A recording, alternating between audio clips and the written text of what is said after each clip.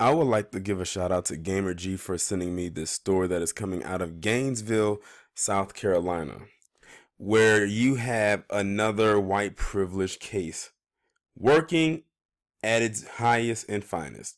Now, Gamer G, if you're listening, you did send me a story, but the one article that you did send me, I said it felt kind of incomplete.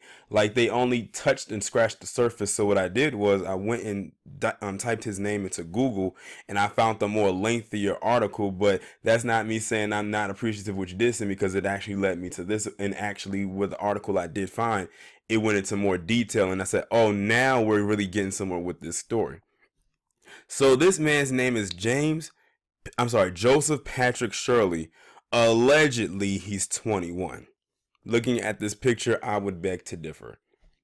Anyway, recently you decided that he was going to use a laser sight or a laser pointer, which, as we all know, is supposed to be, if you're going to use a laser pointer, it's supposed to be usually used in like boardrooms, like in meetings and stuff, in a low setting, while you're doing a presentation. Otherwise, people are going to assume that you're trying to snipe them, because that's usually something that's put on the scope of a sniper rifle.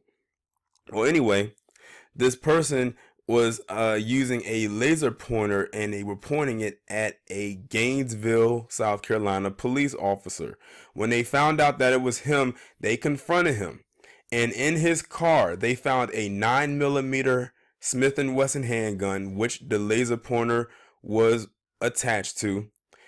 Not only that, but they also found marijuana. I think they said three vape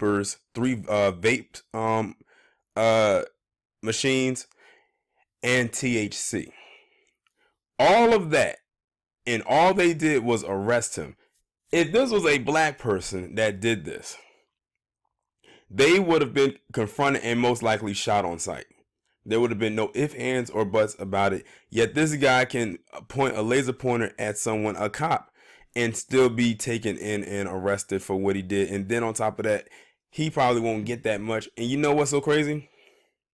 They found marijuana on him. Do you know how many black men are in jail right now for years and years on end for having a little bit of weed? Yet you got all these goddamn white rapists and murderers and domestic abusers just floating around outside doing whatever they damn well please.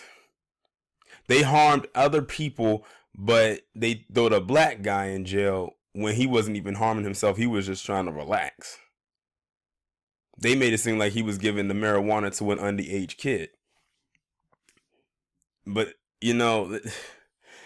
doesn't surprise me, does not shock me. It's just another day in the life of a white privileged male in this particular case. And then they have the nerve to say white privilege isn't real.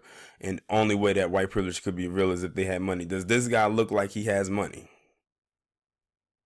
But then again, looks can be deceiving. He probably does come from a privileged background, because I noticed that a lot of privileged people do some of the craziest things. It's like you got all this money, but you choose to be a royal fuck up.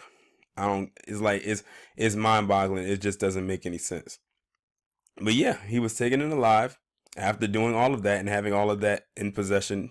And that was it. I wonder if there's any charges going to be pressed against him. Probably, but not enough to make him actually go to jail for a couple of years behind his actions. Y'all let me know what you think about this down in the comments. Like, share, subscribe. The links will be in the description. I will talk to you in the next one.